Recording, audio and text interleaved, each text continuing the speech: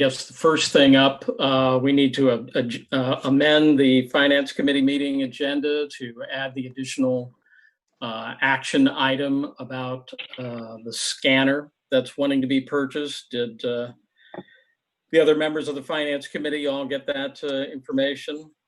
Mm-hmm. Yes. Are we in favor of amending our agenda to add that to our agenda? Yes. We have to make a motion. Sure, I'll do it. Cindy's made a motion to amend our agenda. Do we have a second? I'll second. Seconded by Jane. Any other questions? All in favor of amending the agenda signify by saying aye. Aye. And the agenda is amended. Let's take a look at the fiscal report for October 2020. This represents the sixth month of the fiscal year. We're halfway through the fiscal year. Of note, you see in the past month, we received our second tax distribution.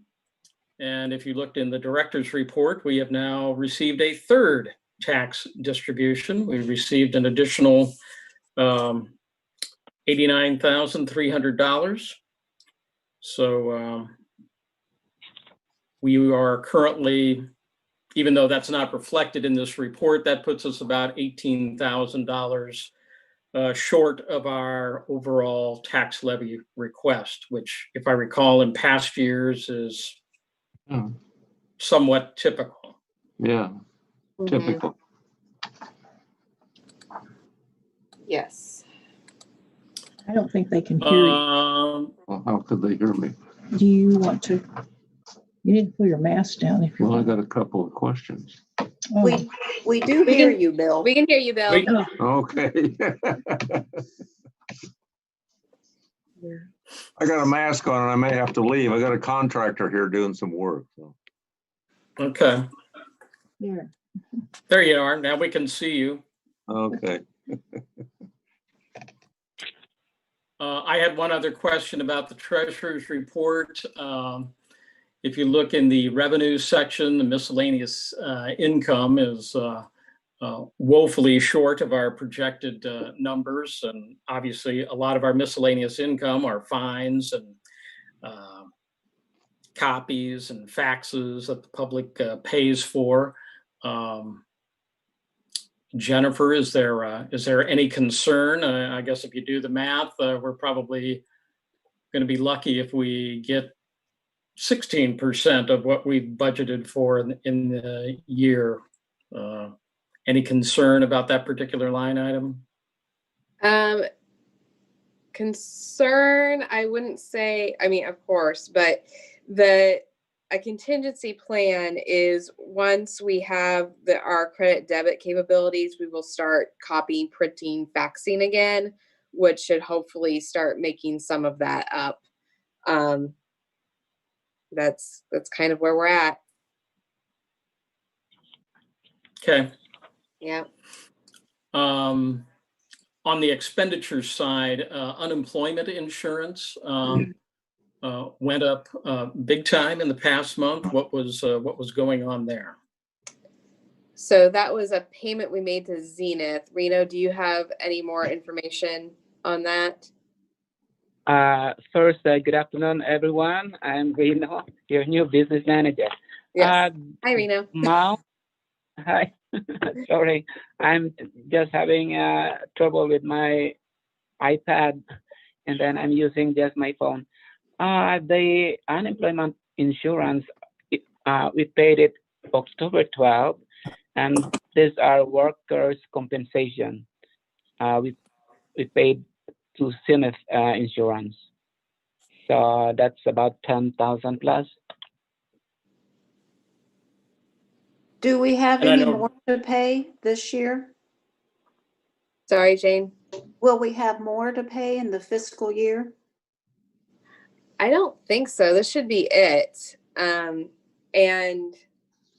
no, sorry, that was workers' compensation I was thinking of. Not that I know of. So if there's any further questions about that, Amber couldn't be at our meeting today. She had childcare issues. We can double check with her and send an email out since Reno's brand new, even newer than Amber. So far, that figure 10,000 plus is what we have for those expenses that I mentioned for the workers' compensation. Oh, it is. Okay. Any other expenses forecasted and or coming that we have to inform you as well on our next meeting. Okay. Yeah, Yeah, we had if you guys, we had if you guys 3 could look- workers' comp claims last year. I know if you that. guys could look into the unemployment insurance issue. I mean, Mhm. I know it's not, a lot of money, but I mean, it's like, we only budgeted like just under $3,000 for it, and we've already spent $11,000 on that line item, unless I'm looking at something wrong. I think you're right. Have we had unemployment claims? We've had one that we protested and was appealed, and we were supposed to have a hearing about it on Monday. The city attorney was here, and then they didn't call us during the time they said that they would call us. So trying to get through to them is, so I put a call in. They're supposed to call back. I don't know what happened there, but we have not actually paid out any unemployment. So let's go ahead and check into that, Jennifer, and find out, Yep. and Reno, find out Yep. why that, such a discrepancy. That's a pretty big gap there, please. I am texting Amber as we speak. Thank you. Does anybody else on the Finance Committee have any questions about the October 2020 report? I'm not on the Finance Committee, but I was curious about administrative publications being so high. 126% for the 6 Right. months. We reviewed that at a previous meeting. I think that was one of our usual publications that we get went up in price. But I'll check into that and get back to you. Well, I was just curious because, I go down here this 6 month and almost everything's pretty good shape, but those two Yeah. things, unemployment and that one jumped out. So it's not Yeah. a big deal. Not a big deal. Okay. Any other questions from the Finance Committee? Hearing none, do we have a motion to approve this October 2020 report and pass it on to the full board? So moved. I'll second. Moved by Mark, seconded by Jane. Any other questions? Hearing none, all those in favor of approving the treasurer's report and passing it on to the full board signify by saying aye. Aye. Aye. All approved. Let's move on to the invoices. Are there any questions about the invoices? Be able to get that one up. That's what he came back to do. Okay. Amber is also saying that the Zenith is workers' comp. So this is our annual payment. I'm not sure why they put it in the unemployment insurance instead of workers' comp line item. Okay. So I'll continue to look into that, because if it's supposed to go into workers' comp line item, then that's correct. That falls within the projection, but I'll talk with Amber tomorrow when she comes back. Okay. Okay.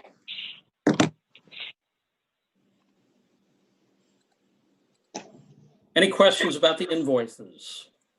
No. Hearing none, is there a motion to approve the invoices and pass them on to the full board? I'll make that motion. Moved by Jane, I'll second it. seconded by Cindy.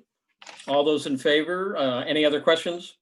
Hearing none, all those in favor signify by saying aye. Aye. Aye. Motion approved. Let's move on to our action items.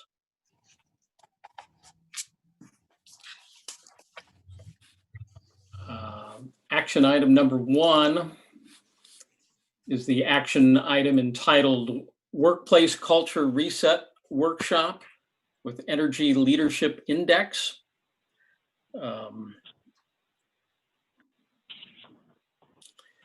This is a, Jennifer, why don't you, I know both Mark and Jane are somewhat familiar with this because it was discussed at an executive committee meeting, but maybe if you can fill Cindy in real quick on what this expenditure is all about. Sure. So I met with Annie and Stephanie from DAC to discuss with them the possibility of having a training with the staff to establish workplace norms. And so Annie came up with this great proposal that would start with our leadership team setting goals. There's the Energy Leadership Index is part of that, and there'd be one-on-one coaching with the leadership team here. And then we would have an all-day training at DAC that would help us it would be interactive and would help us establish these norms. Trying to shift our workplace culture from something that is very casual right now to something that is a little bit more professional, and then building blocks towards the future. And this would replace our staff day that we normally do every December. How much does that staff day usually cost compared to this? Let's see. That would vary depending on what we did. We had a training with Stephen Welland last year that I think was in the range of $400 to $600, and it was just for the morning. And it was not customized. It was just his standard communications training that he does. I mean, I kind of looked over this. I mean, do you think this is something that's going to be received by the employees that are currently there? As far as how their well will they willingness- receive the information that they're going to be receiving from this? Well, Annie promised me that it will be something that they're not just going to be sat down and talked to every day. They're going to have input and therefore have some ownership in the decisions that are made. So I would think they're going to be pretty engaged. What will their role then be in how things are done? I'm just thinking that you have a staff that's been there for quite a while, and I'm just kind of wondering how they're going to receive this kind of information for you to be able to change the culture. Mm-hmm. Is it something that you're looking for? I mean, is this something that you as the director are looking to change, or is it something libraries in general are doing? Or let me step in here for a minute, Cindy. We're having this conversation because I asked her to put it on the agenda as an action item. In reality, she didn't need to do that. She could have gone ahead. We have the funding. But I thought it was important that the board support this effort, given some of the things that we've encountered with the survey and some challenges we've had with some of the staff people. It's a matter of looking at, and she brought some of those concerns to us when we had the executive committee meeting, in terms of we've had a couple of transitions now with our staff, and it's time to kind of set them out into a different area and allow them a chance to find out there are other ways to do things and other ways to perform their jobs. Mm-hmm. So I thought it was important that the board endorse that, so the staff understands we very much want a good working environment within the library. It helps to know where this is coming from, because really it just sounded like another one of the things that got put on. I'm not on the executive committee, so I don't know what, and I just know how employees respond to things. Well, I think the time has come. We've got to make some effort to try to create a better working environment. We've made some progress. Jennifer and Jessica have done some really good things to turn things around, but we're still dragging some past experience with us. And it's kind of time to say, maybe we could try doing this. It's not going to be forced to do anything. It's that we're just going to try to increase their engagement and increase their professionalism of approaching the job. So, which in the end will be better for our patrons too, we think. But that's why it's even on the agenda. It wasn't really necessary, but I thought it was important that we all be aware of it and that we, I think. Pardon me? It's an action item, so I think it is important. I mean, if it wasn't an action item, it would be an No, informational. you're not understanding me. I said I had her put it on the agenda as an action item. We didn't need to do that. Okay. This could have been just a regular thing, but I thought it was important for the board members to be aware of it and to endorse it so that the staff knows the Board of Trustees support creating a better working environment for them. I mean, it kind of looks like a part-time employee. I mean, the amount of the cost of it is pretty expensive, I think. I'm hoping that you can get what you want out of that based on how much it costs. You know, I question that. I question the cost as to what you're going to get out of it. I think it's an opportunity for us to help the library move ahead I do too. in the direction that we would like to see it go. And I think, and maybe I don't know what the problems are that you're having that are unprofessional. Also, I think it's important for the staff members to see a different direction and have the opportunity to be a part of this change. That's pretty much what we were trying to get to. Thank you. Okay.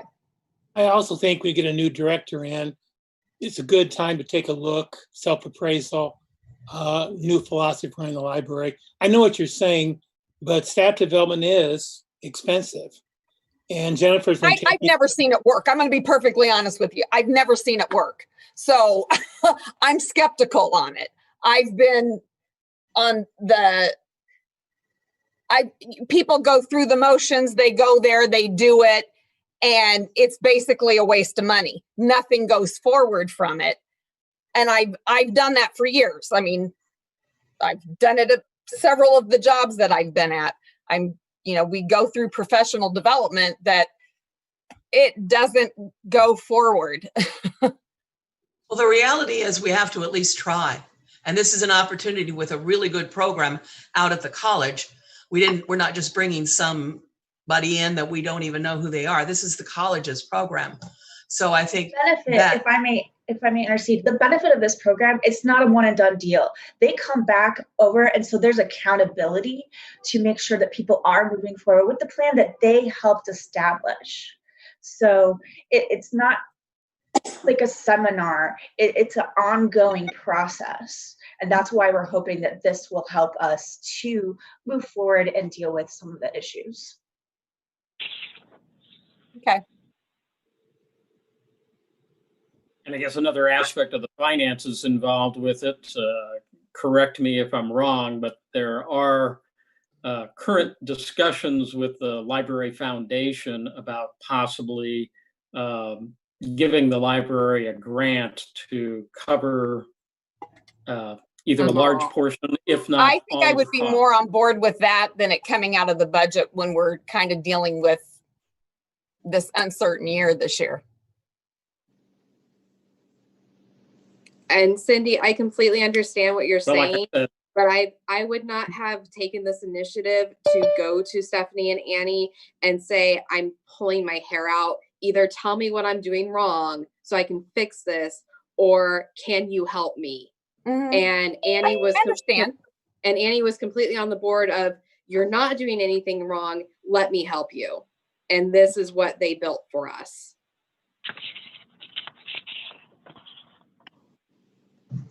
Any other questions or comments on this action item for the people who've just joined in? We're still in the Finance Committee meeting. Thank you. Melissa's here. Sorry, I was late. Is understandable. Okay. I was late getting the Finance Committee meeting started. Consequently, that's why we're late now. Any other questions about this action item? All in favor of approving it and moving it on to the full board for their consideration? I guess I need a motion first. We got a motion to move this on to the full board? So moved. I will second. Moved by Mark, seconded by Jane. Any other questions? All those in favor of moving this action item onto the full board, and this is the Finance Committee only who's voting, signify by saying aye. Aye. Aye. Unanimous. We will move it on to the full board for their consideration. Thank you. Jim, the could I second interrupt for action- just a moment? Jeremy, is that Yeah. you? Can you hear us? Yes, ma'am. Absolutely. Welcome. We will introduce you when we get to the board meeting. We're wrapping up the finance meeting, so just hang in there with us, please. Thank you. Okay. The second action item is the one that we amended at the beginning of the finance meeting, which is involving the purchase of a high-speed wireless scanner. I trust you've all seen the documentation on this action item. This is a scanner that's going to be used by the staff and eventually will be used by patrons, and looks like, to put it all in a nutshell, looks like we're scanning various documents and files and trying to minimize the paperwork. Yes. I'll make a motion to approve that. Motion made by Cindy, second. I have a question. Is this, when may I ask a question? Sure, you can ask a question now. Why not?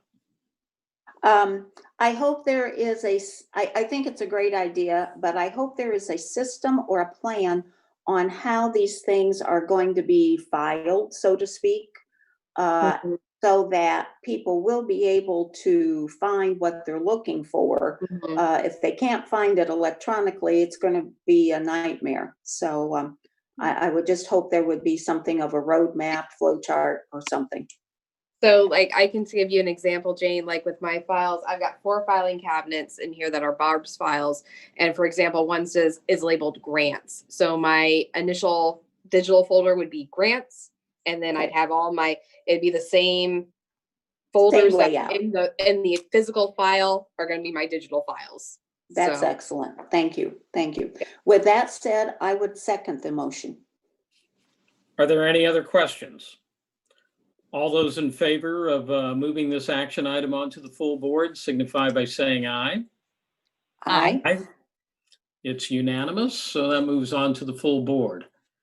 Couple of items of information. Do you want me to just hit on these during the board meeting, since we don't need to really take any action on them? That's what we'll do. So the next finance meeting will be December 15th at 3:45, unless there's any other business. The one bit of business that I forgot to cover at the very beginning, because I was running late, was welcome to Reno, who's the new, who's taking over the business manager duties at the library. I don't see you on my checkerboard of people, but I know he's listening. So Reno, welcome aboard. Thank you, Jim. Thank you. Thank you, everyone. Absolutely.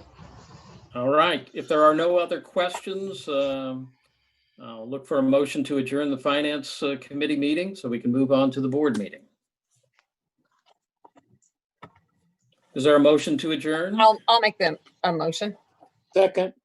Seconded by Mark. All those in favor of adjourning the Finance Committee meeting signify by saying aye. Aye. Aye. We're adjourned. Thank you, Mr. Knobloch.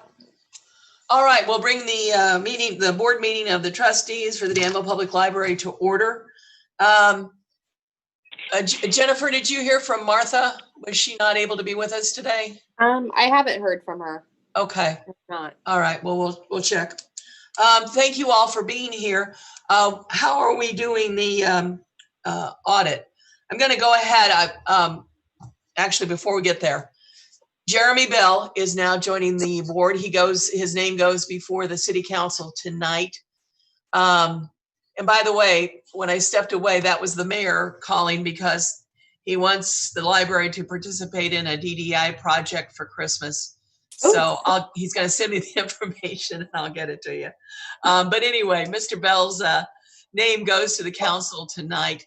and he will be joining us on the board. So we are pleased to have you with us today and give you a chance to get to know everybody, let everybody introduce themselves to you.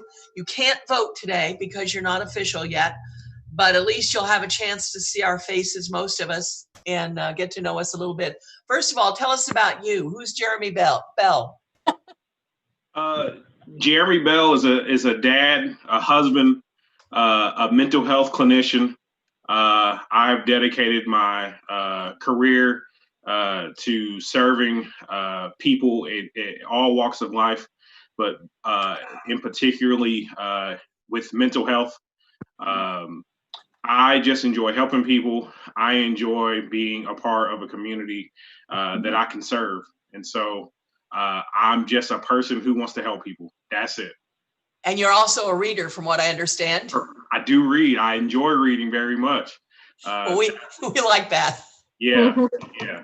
I am an advocate for education, for learning, and I just don't think that you should ever stop.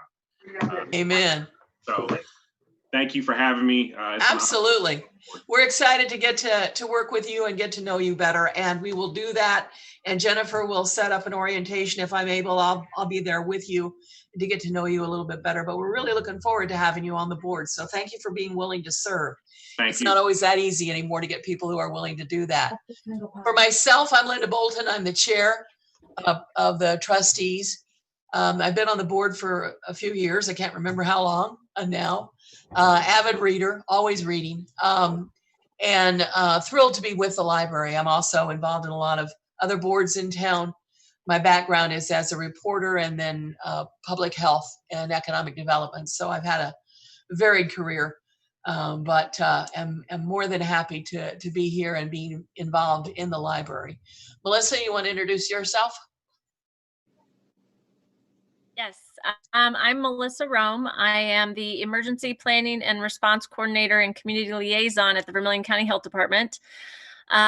So my life is COVID right now. I miss reading other things besides new guidance, and I started rereading The Great Influenza again just to brush up on, past mistakes. So but have been on the library board now for a couple of years, 3 years. Probably somewhere around there, 3 or 4, yeah. Yeah, so welcome, and it's wonderful to have you aboard. Mr. Knobloch. Jim Knobloch. I've been on the board for 3 years, maybe. That'd be right.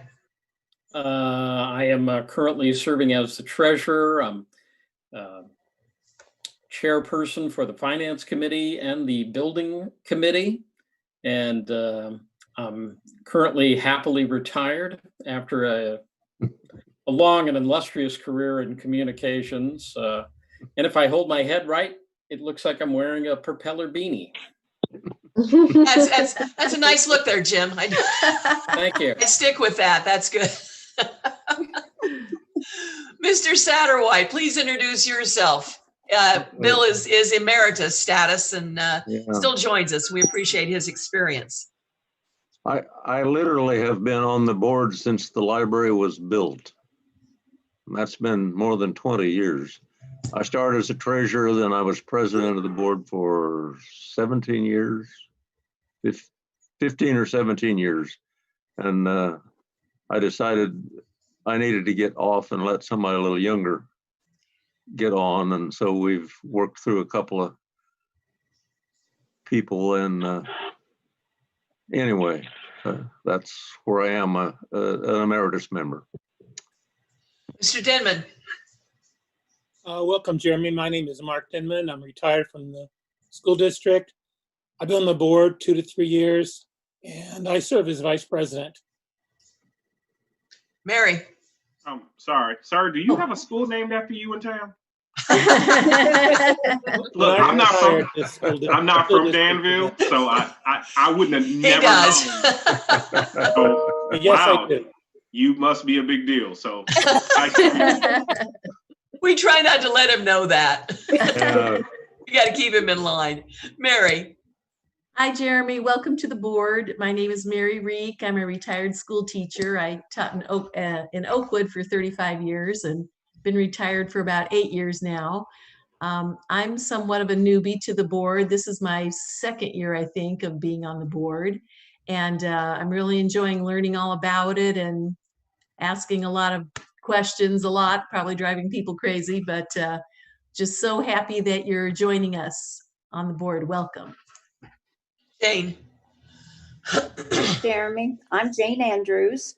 Welcome to the board, and I'm retired. I've been retired, I think it's 12 years or something like that, from DACC. I was an instructor there for 33 years, and I do read a lot, and I'm reading even more now in these times. So I'm making up for you, Melissa. Trust me.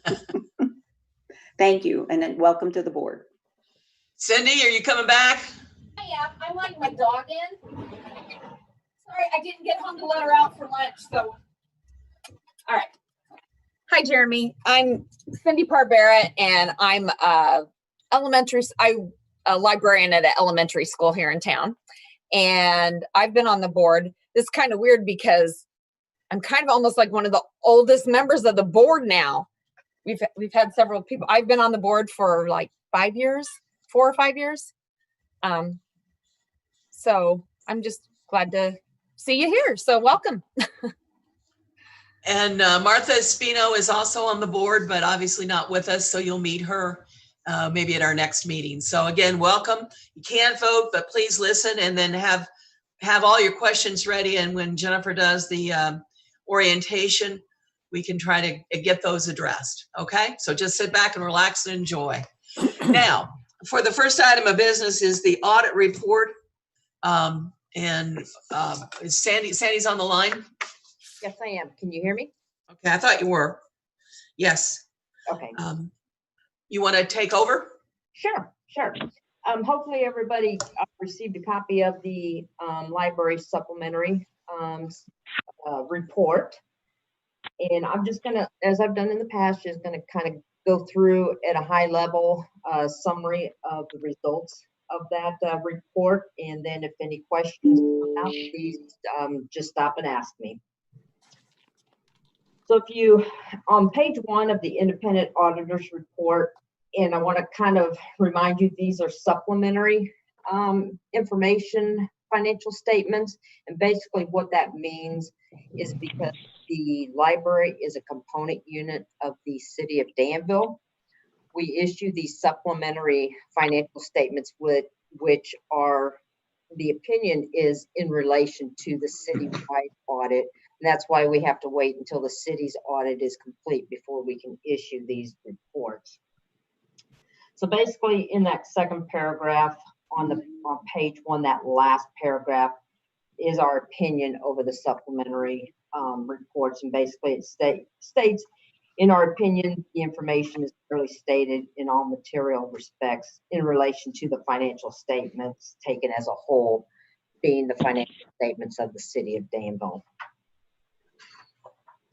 So if you turn to page 3 of the financial statements, that is the balance sheet. It combines all of the different funds. And I'm going to be focusing in on the total for the 2020 column. Your total assets of just under 3.5 million for the end of the fiscal year. Your largest assets there are your property taxes receivable of 1.9 million, and then your temporary investments of 1.4 million. Those temporary investments include your Illinois funds and then some money market funds at a local bank here. Your total liabilities of 112,000. That's made up of your accounts payable and then your accrued expenses, which include your accrued payroll, as well as any accrued paid time off that has not been taken yet. So your total fund balance of $1.4 million is broken down into the various categories there. Just wanted to point out the change in the assigned and unassigned is really the additional amount that the board had set aside or designated for some upcoming projects at the library. So You turn to page 4, which is the statement of revenues, expenditures, and changes in fund balance. Again, focusing on the total column for 2020. Your total revenues of a little over $2 million. Your largest revenue stream is that very first line, your taxes of 1.9 million. That makes up about 91% of your overall revenue streams. Your total expenditures, 1.9 million. A slight drop from prior year. If you look across the different lines there, pretty comparable. Some had some increases, some had some decreases. The largest decrease was in that buildings and ground maintenance, which is fourth line down. And that's really related to timing of some projects that you had going on in 2019 related to the renovations. Keep in mind, these financial statements are on the modified accrual. So any of those capital assets, the expenditures are running through the expense lines that you see here. So overall, you had a net change in your fund balance of a positive $124,000. So some good results there. And I guess the one result to note is of that 124,000 increase, 117,000 of that related to your general fund or your operating fund. So pages 5 through 8 are your budget to actual schedules. Just wanted to point out that all of the funds, the expenditures were under budget. So for example, if you looked at page 5, it's about 3/4 of the way down. You see that total expenditure line. And in the far right column, you see the 56,604 number. Basically, the general fund, the expenses were 56,000 under, the actual expenses were under budget by that amount. So all of the funds came in under budget for the year. Some good results there.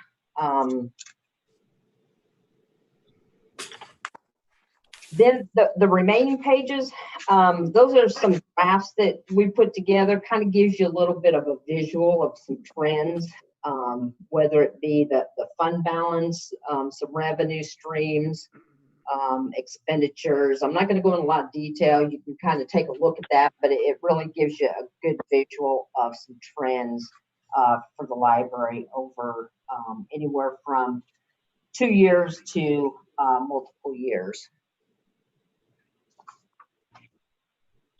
Any questions over the financial statements?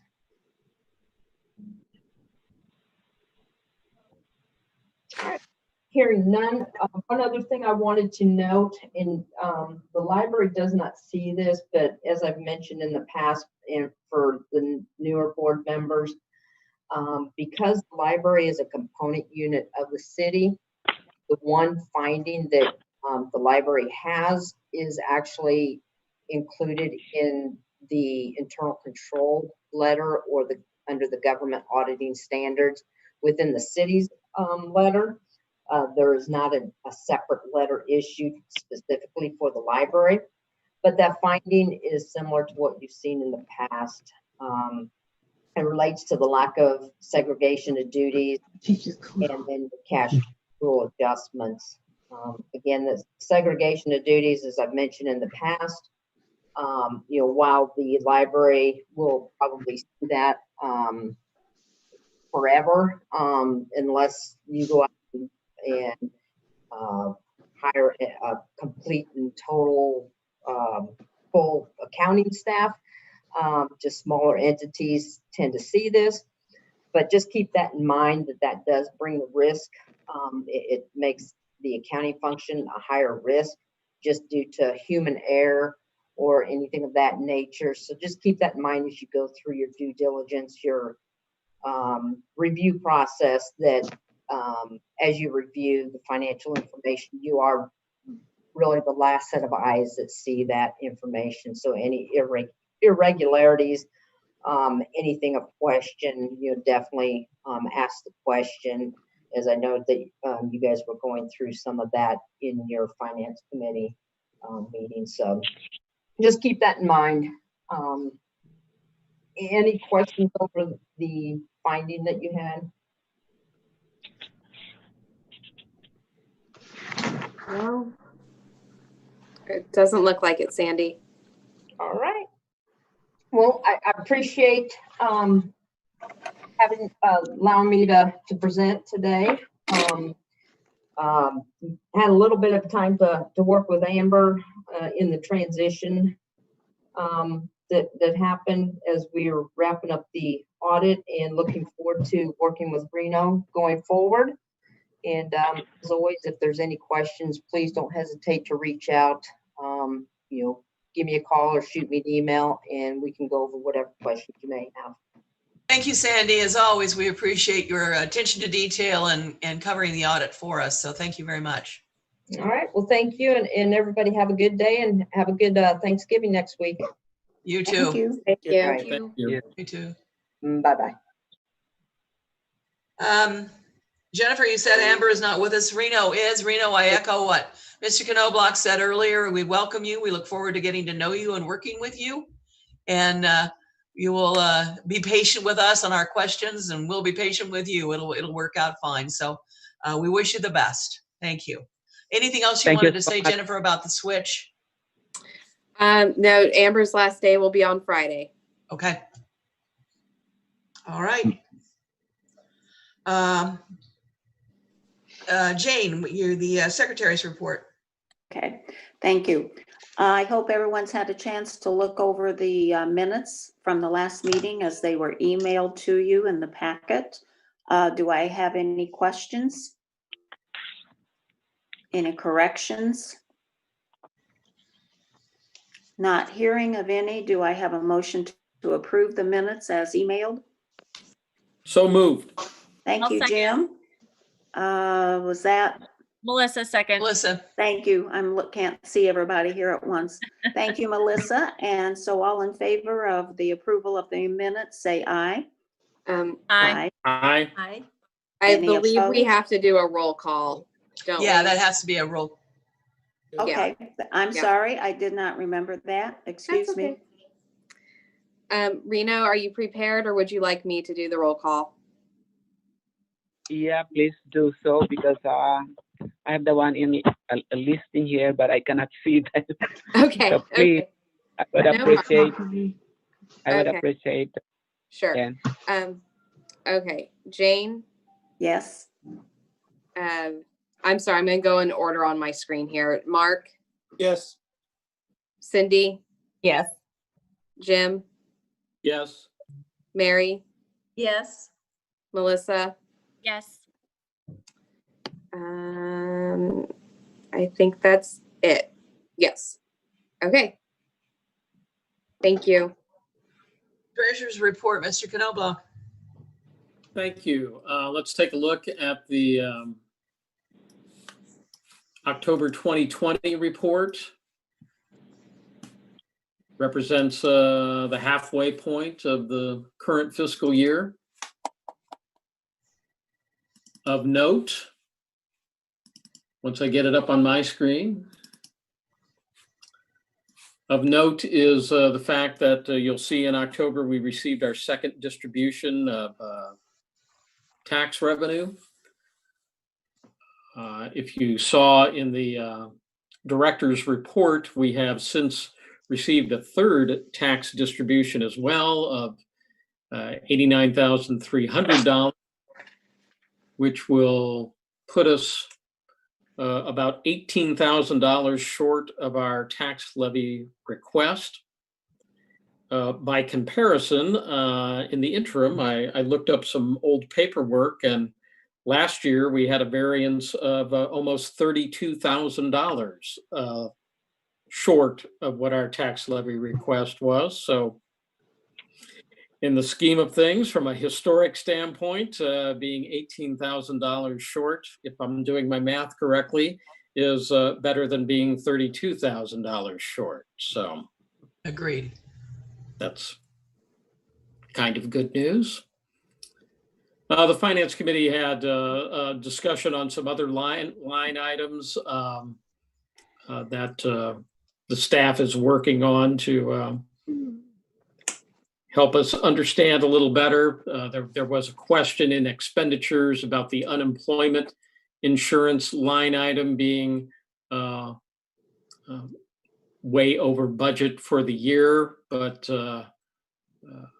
I think when we do a little investigating, perhaps that expenditure was put on the unemployment insurance line item and should have been put on the workers' compensation line item. So, but we're going to clarify that and make sure that that's the case between now and our next meeting. Are there any other questions about the treasurer's report for October 2020? Hearing none, is there a motion to approve? I'll move to approve. Make the motion. Mary made the motion to approve. Sounds like Jane seconded the motion. Any other questions about the October 2020 report? Hearing none, we need a roll call to approve this. Mark, Yes. Cindy, you're muted. Yes. Sorry. Jim, Yes. Mary, Yes. Melissa, Yes. Jane. Yes. Thank you. Thank you. Now let's take a look at the invoices. We have about 5 pages of invoices.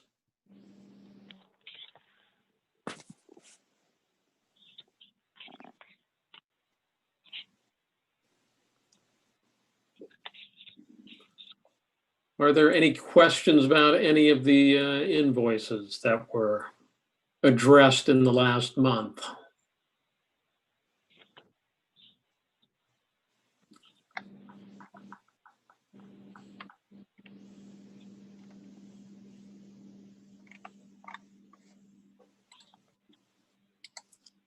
As you can see, a lot of payments to Baker and Taylor. If you read the director's report, we're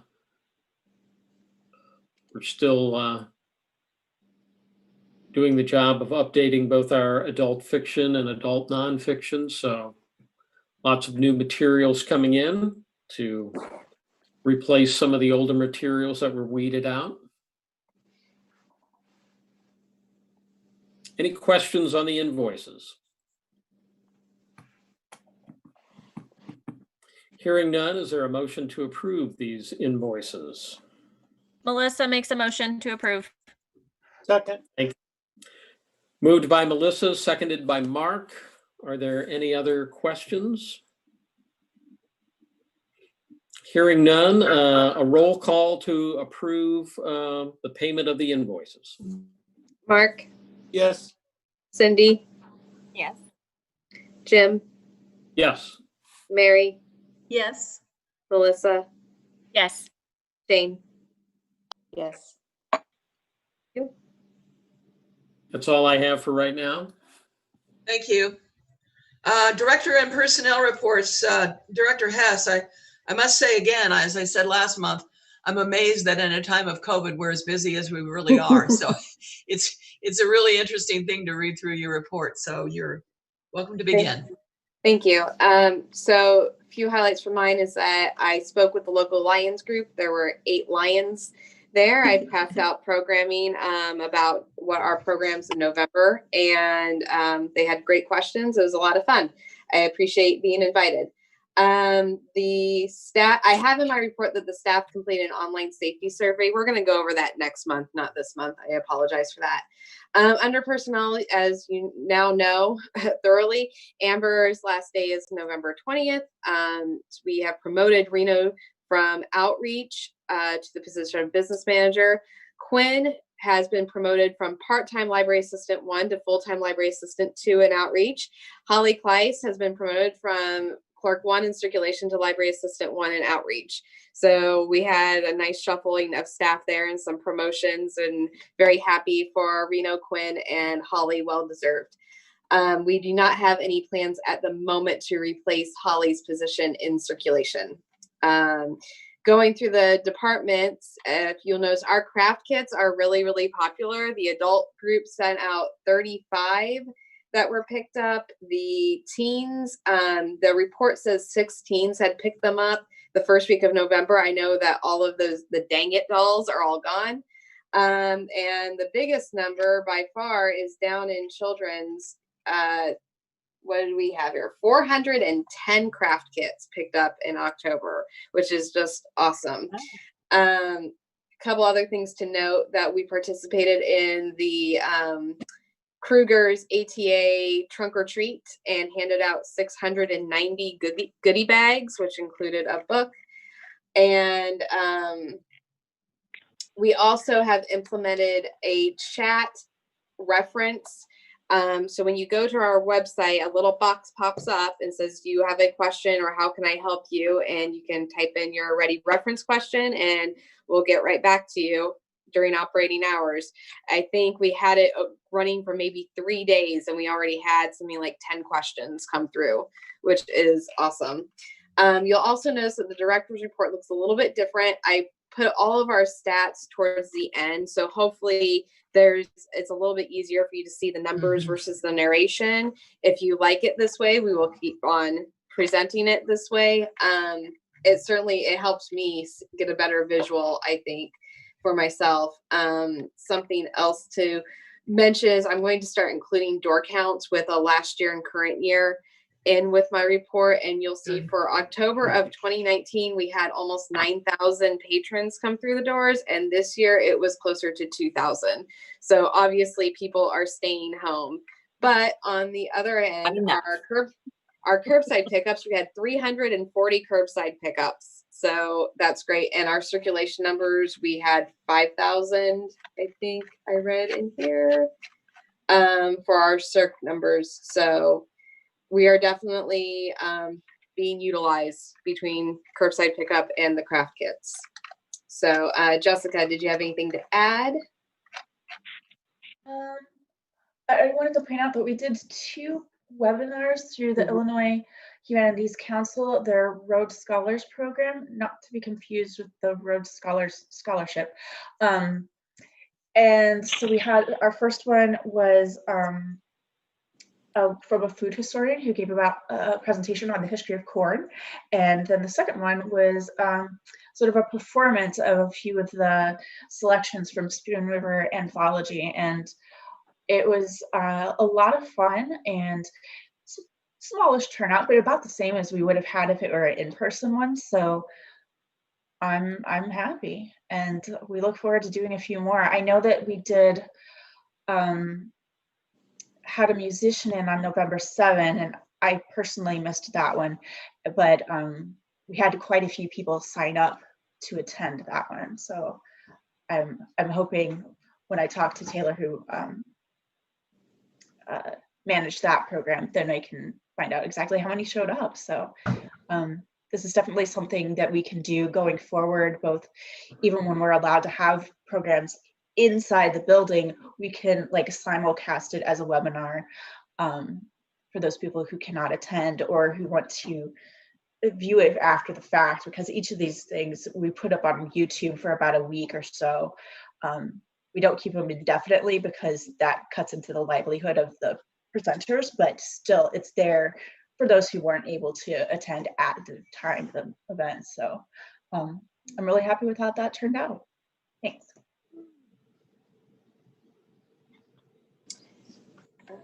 Yep, I was just looking quickly while you were talking, Jessica, if I could see the numbers on Kilted Man, and I'm not seeing them very easily here. So we'll have that in the, we'll have it next month. So I just saw something on your report that you didn't talk about, something about a bookmobile. Yes. Yeah. That's super exciting. Yeah, I wanted to know about that too. Okay. And also we had 12 people attend the Kilted Man on last week or the week before. So we're going on, this is why there's more details to come, but we have been talking in outreach about bringing back the bookmobile and using it to get out into the neighborhoods and bring books and other materials to the neighborhoods, and then, have it at whenever we have festivals and whatnot, again, have it for those purposes. We're actually going Thursday to Urbana to look at a renovated prison bus that someone has turned into an RV. It's quite impressive. It's very nice. And he did a wonderful job with it. And then we, of course, would then tear out some of his hard work and put in shelving and turn it into the bookmobile. So don't know for sure. That's why it's more to come, but that's what we're looking at. So well, the thing that's most significant is the fact that a new one costs $80,000 and up, and he has this one for sale for $15,000. Yes. So we could put that back into service and do some community outreach that we kind of got away from. And we've talked many times about trying to take the library out into the community in different ways in different parts of our community. So this certainly would be an interesting idea if we go through with it. We'll see. I laughed and said it's like bell bottoms. Everything comes back eventually. It does. Bell bottoms are back too. And I do want to tell you that at Edison, we have my book cart I made into a bookmobile. And so I explained to them that when I was in school, that's what our library was the bookmobile. And they thought that was really cool. So they get really excited when they see the bookmobile coming down the hallway when I go to go into the classroom. So I think the time may be right for it to come back. We'll see. We'll take a look at it. It's an awesome thing. Cool. Super. How would this play out with the virus? Because even with vaccines, it's not going to be over for a while. We know, but my feeling about the virus is we do what we can safely, but we're not going to put anything on hold because at some point it will be over. And again, like this bookmobile, it's not good just because even if we bought it Thursday, it's not going to be ready for use. It's going to take some time and again, he did a wonderful renovation on it. I looked at the video. He did a great job, but I don't think then he used it that much. He didn't. And so but the way he did it was for a large RV kind of situation. So there'd be some serious adaptation that would have to be done, right, to get it to where it functions. Did the hard part for us essentially, and so more of what we have to do is cosmetic. So yeah. Well, the reason I ask is nursing homes obviously would be a good place to visit with the bookmobile, but that's out of the question right now. There's a lot of places that we've talked about in terms of the Hispanic community, the public housing, some of the areas of town where we go to them instead of always expecting them to come to us. So there's a lot of things that we could explore with it, but we're way early in what will happen with this. This is just a opportunity that came out of nowhere, quite frankly, to at least take a look at this. That sounds very promising. Yes. I agree. Anything else, Jennifer? Nope. Okay, thank you very much. Committee reports, Mr. Knobloch, Finance. Yes, we have a couple of action items. For those of you in the Finance Committee meeting, you know that we amended our agenda to add a second action item. So hopefully we can do that here in the board meeting as well without having to amend. No, that's fine. It's coming from Finance. It's fine. Okay, thanks. Let's do action item number 1, which is the one that's titled Workplace Culture Reset Workshop with Energy Leadership Index. Basically, the library administration wants to do a training program for the entire staff. This is something that's being developed, customized for the Danville Public Library and its staff. And Jennifer, would you like to tell us more about it? So what this would do, it's in two parts where our leadership team would have their own training with this energy leadership index that would tell them their leadership style and their strengths and their weaknesses. And there's individual coaching with Annie included in that. And it would help us set some expectations. Then when we go and have the all staff training at DEC, then the staff would also have some buy-in on what our culture is going to look like in this library. What are some expectations that we can all agree on? I did give some examples to the executive committee. One thing that frequently comes up is like checking email. How often do we check email? What are the expectations on responses and whatnot?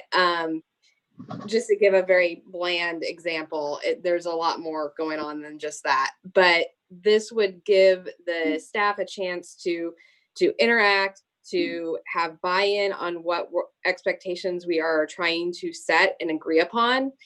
This would replace our staff training. And something else that has come up in the standards is allowing so much room in our budget for professional development, which often includes sending staff to conferences, whether that's the national ALA conference or the state ILA conference or any specialized conferences. We don't do that. And so if it helps to, because I know the price tag is hefty on this, I think it's completely worth it. But if it helps at all, just keep in mind that we regularly do not send staff off to conferences. And that's something going forward, I hope that we can re-examine in not the age of COVID. But in the meantime, this helps set us up for success. This addresses concerns right now and sets us up for success in the future.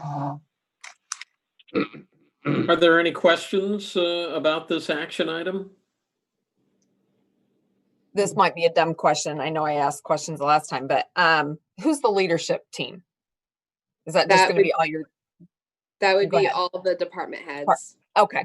Admin and department figured heads. as much, but yeah. Any other questions?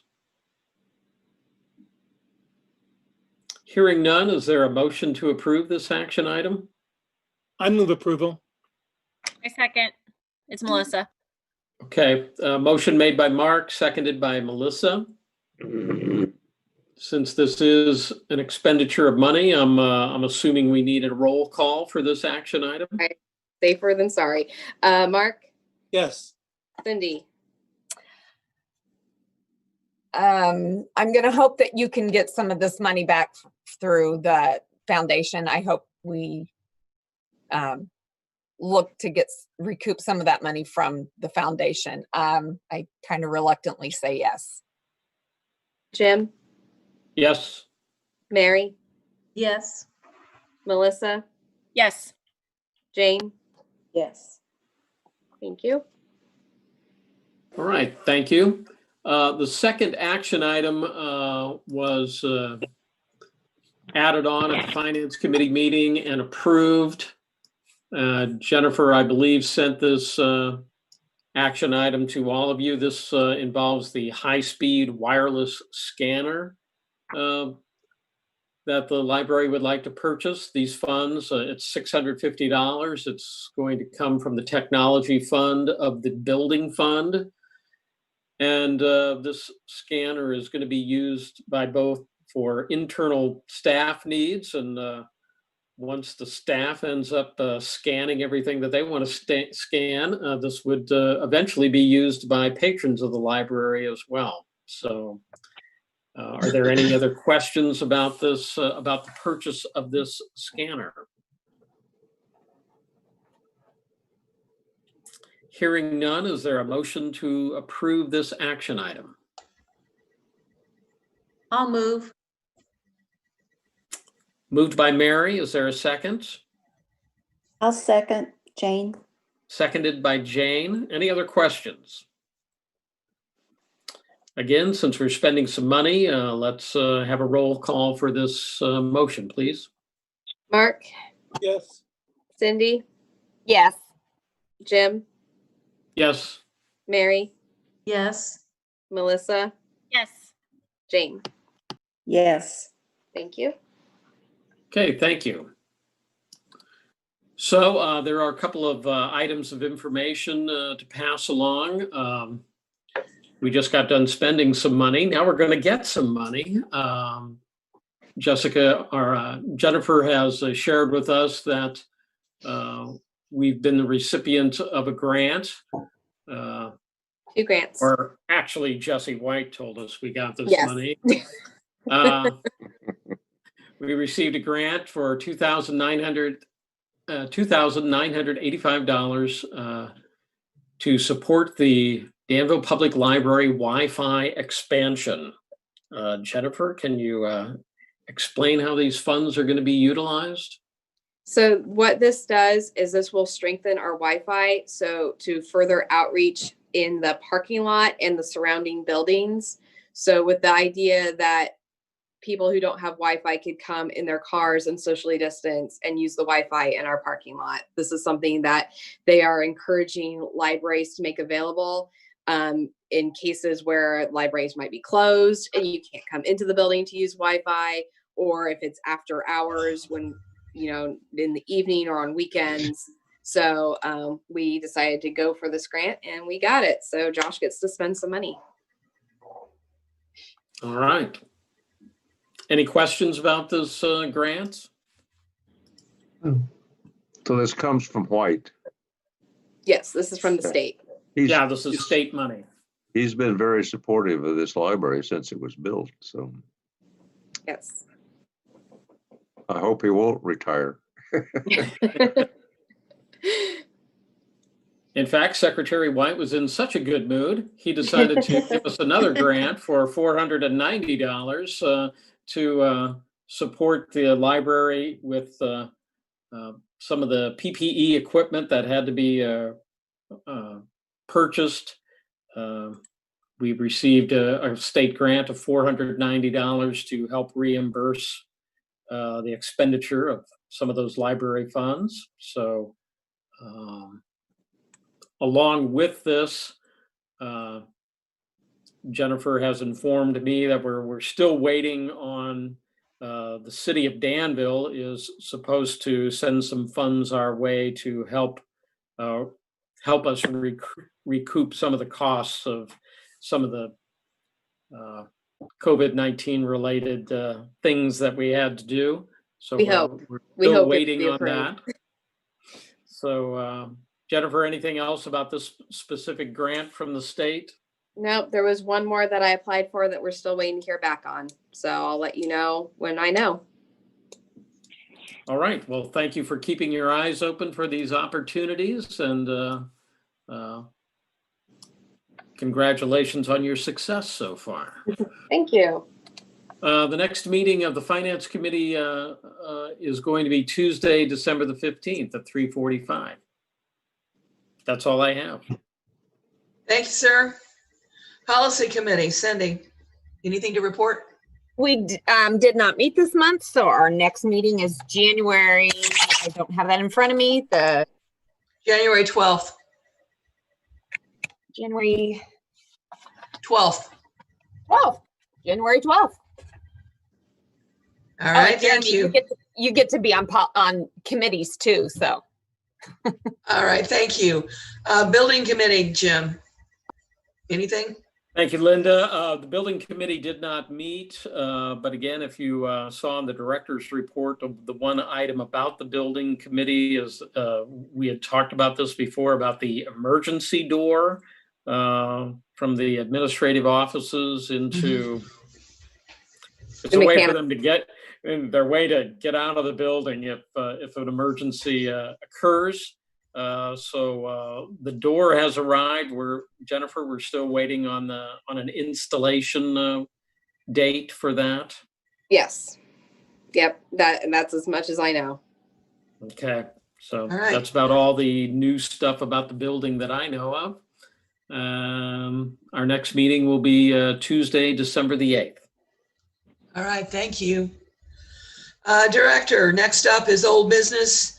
Review, discuss information on the per capita grant. Okay, so I'm going to swing you over to my computer screen here for a moment. Hopefully you can tell this document here where it says Chapter 2, Government's Administration. Those are my responses. So 1 through 13 on that list, starting out with Chapter 2. That goes along with your handout 1 through 13, and then your checklist items, because you think they'd be the same, but they do vary a little bit. So there's responses here. I'll let you look at some of this on your own. But we are going to review the mission statement as part of our strategic plan. Some of these are just answers on how we address this. Number 4, board members participate in relevant local, state, regional, and national decision-making to affect change that will benefit libraries. Anything that you all do, if you could let me know as far as if you meet, you talk to legislators or attend meetings or what have you. So when it comes time for me to address some of this in the IPLAR, I can take care of that. And if you have any questions about that, please let me know. Let's see, number 7, not currently. Library provides financial support for trustee membership in ILA, ALA, as well as trustee attendance at workshops and conferences. So this goes along with what I was saying about the staff attending. We are not, we may have staff members who are individually ALA members or ILA. We are part of ILA, but we are not part of ALA. We do not have funds set aside for that. I am not an ALA member, probably should be. So that's something to think about in future years once we look through the budget. Number 10D, library bonds all staff and trustees responsible for library finances. I'm going to assume that we do that, but I wasn't quite clear. So I don't know if Linda or Jim can give me any insight. I'm not sure either. Okay. Bill, do you know? No, it's been too long. Okay. Let's check into that and see. I don't know. Okay. Something else to look into here is number 12, and including volunteer liability. I'll have to look at our insurance and see if we do cover volunteers as part of our liability insurance. So as our checklist items, like I said, we're working to establish a schedule where we'll review the policies on a more regular basis. Even if there's no changes, to at least say, yes, we looked at it this year. And then let's see, library board. Okay, so then the written succession plan, we need to write it down. I think we all know that Jessica is in charge. If I'm not here, then it would fall to Reno, then it would fall, Taylor would be the 4th in line. But we need to write down how that looks. Yeah. So number 3, personnel is a little different than it was last year. This is what we had to look at last year for the IPLAR. I have in here number 2, it's the staffing levels are sufficient to carry out library's mission, develop and implement the strategic plan, provide adequate staff to cover all basic services. So according to the appendix, they give us a little math to do to figure out how many staff we need based on our population. So our minimum is 25, and this is full-time equivalent. So our minimum is 25. If we were a growing library, we'd need 33. And if we were established, we need 40.5. We have 26.5 full-time equivalent.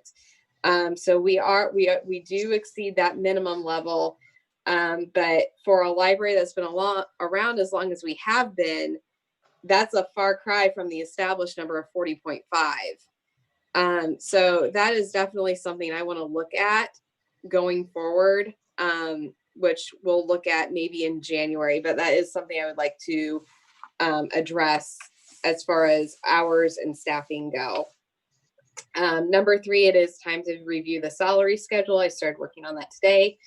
Number 5, so salaries account up for 70%.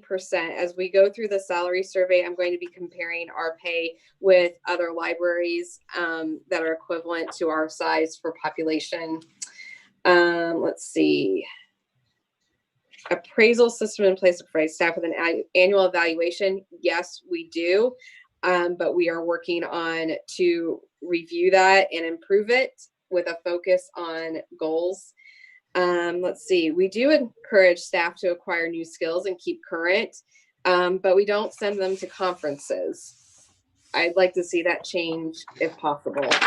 Looking at the checklist items, some of that is some review, and ideally staff would be able to go more often to conferences.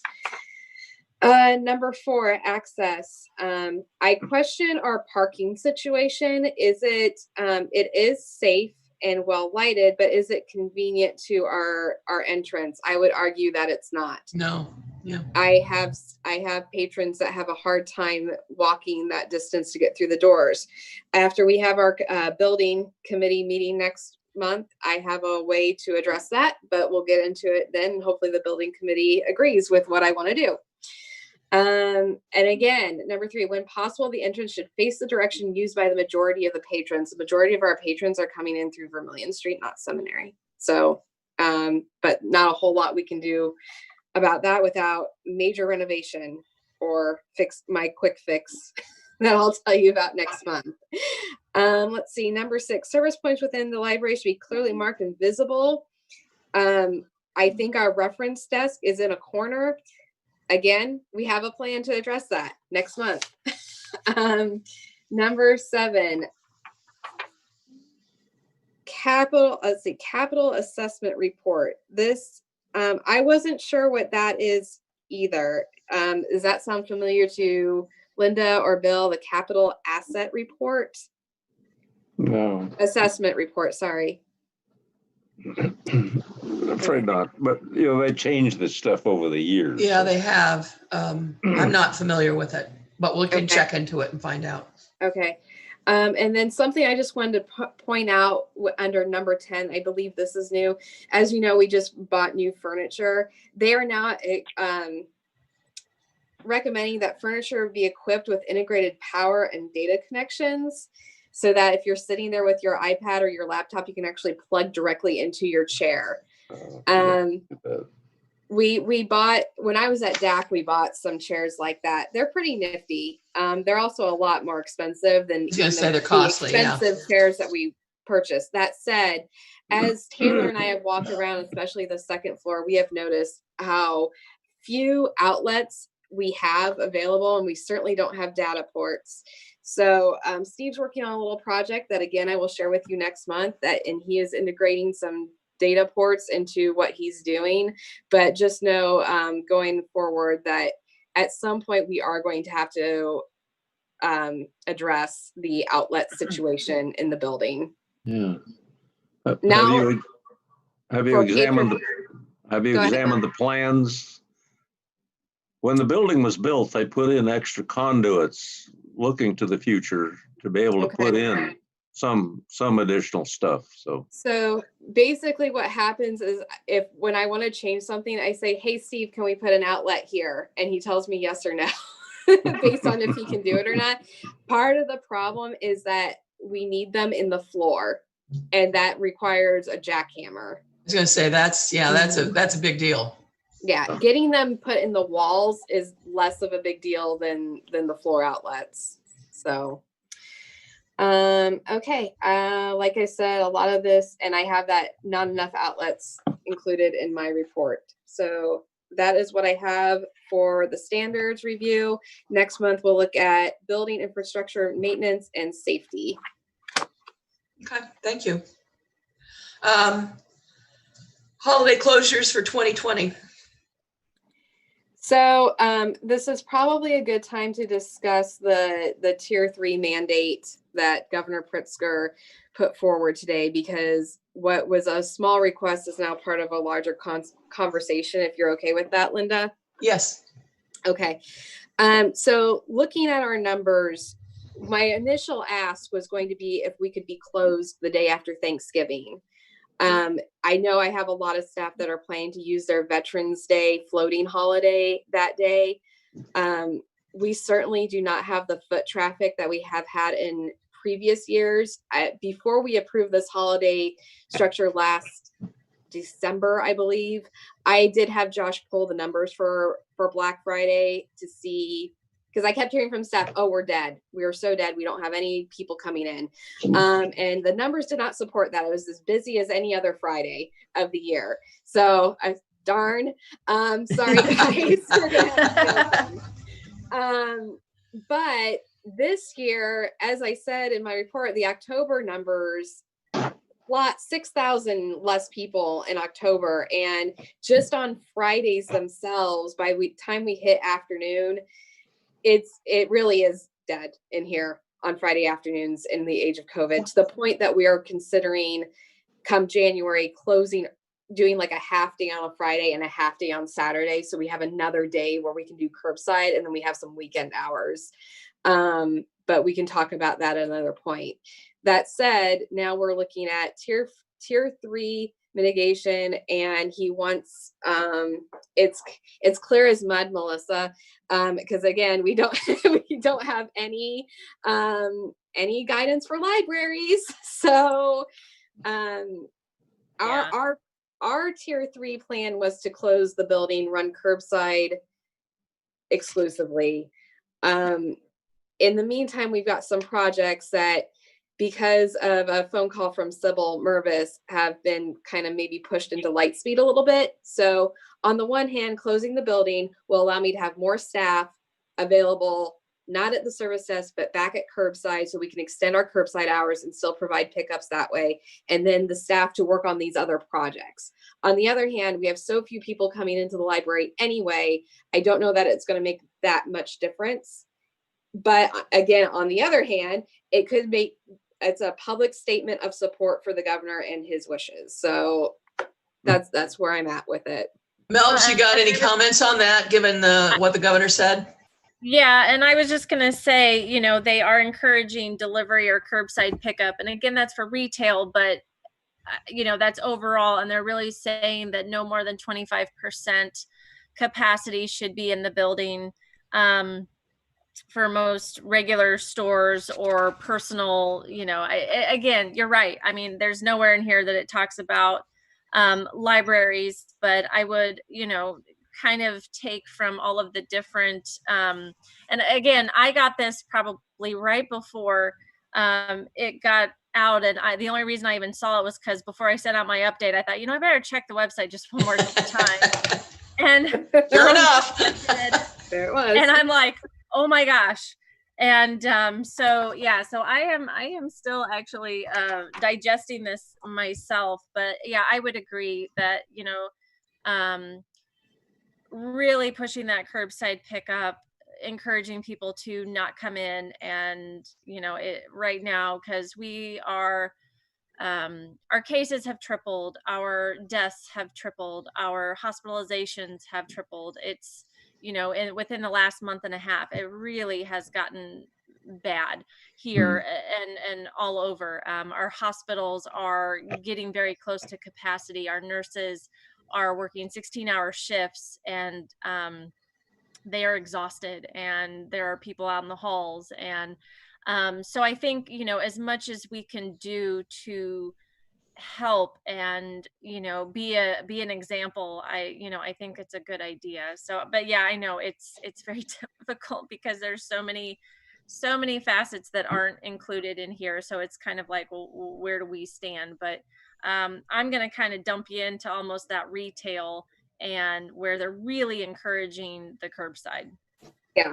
And we had already moved all pickups to curbside. So even if somebody comes in the building and asks for their items, we send them back outside to go to the doors. So well, and the staff has worked with that enough now that they know how to do it and they can handle it. And I don't think it's going to impact service that much because of that availability, if everybody's starting to get used to it a little bit. I'm like Melissa, I'd rather err on the side of caution. Yeah, definitely. It's not worth it. Jennifer, when will this new scanner arrive? That I don't know. Josh, do you know? We have to. Well, the reason I ask is if it comes soon, then you're going to have some time available for staff. They could go through and copy all of this ancient history. Yes, exactly. That was one of the projects that we were going to start having work from home staff work on. Josh put in the chat, it can be here in 2 days because we'll get it through Amazon. Yeah. True. So then that's your recommendation, Jennifer? I think we go ahead and close the doors and extend our curbside hours. And then that gives us a chance to do some of the things we want to do around here as well. I think it's a good move. I agree. When are you going to do this? So Governor Pritzker says starts Friday, so we can start Friday. Yeah. And so then that takes care of Black Friday too. So Is there anything else you need on holiday hours, or are we good? no, that was it. Okay. Okay. Do we need a closed session for any reason? No. Okay. Anything else for the good of the cause? All right. We appreciate all of you being here. Jeremy, we look forward to talking to you when you and Melissa can kind of figure out a date where we can sit apart and have some orientation. We will get that lined up. So again, welcome. We look forward to having you with us on the board. All right. I would accept a motion to adjourn. I'll make the motion. Thank you. Second. I'll second. Thank you. All in favor, say aye. Aye. Opposed, same sign. Thank you all. Happy Thanksgiving. Please stay safe. Yes. Please. Stay well. Bye-bye. Thanks.